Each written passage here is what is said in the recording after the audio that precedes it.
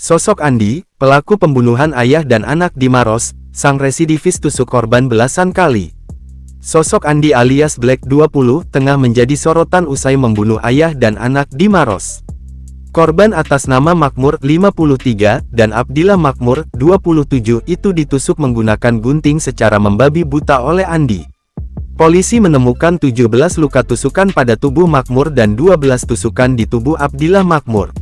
Kasat Reskrim Polres Maros, Ibtu Slamet, dalam konferensi pers di Mapolres Maros, menyatakan bahwa pelaku melakukan aksi pembunuhan karena merasa sakit hati.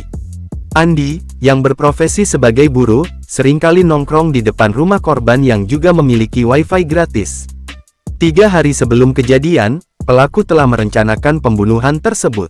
Pada tanggal 6 Desember pelaku memutuskan untuk membunuh korban dengan brutal. Ia masuk ke dalam ruko melalui jendela kamar Abdillah Makmur, anak korban. Ada 17 tusukan yang diberikan pelaku kepada Abdillah Makmur dan 12 tusukan untuk Makmur. Tusukan tersebut melibatkan mata, dada, perut, atas alat kelamin, kandung kemih, paha, dan lengan. Alasan pelaku melakukan tusukan pada korban adalah karena sering ditegur dan dipelototi. Pelaku menjalankan aksinya sendirian dan ditangkap sekitar tempat kejadian perkara TKP.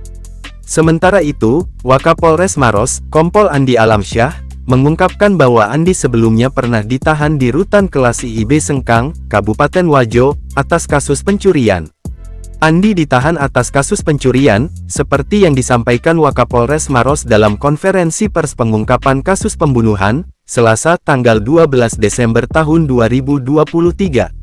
Alamsyah menjelaskan bahwa pelaku baru bekerja sebagai buruh selama 2 bulan di sebuah usaha di belakang rumah korban, di lingkungan Sanggalea, Kelurahan Taroada, Kecamatan Turikale, Kabupaten Maros. Andi dijerat pasal 340 sub pasal 338 KUH pidana dengan ancaman hukuman mati atau penjara seumur hidup atau penjara sementara selama-lamanya 20 tahun.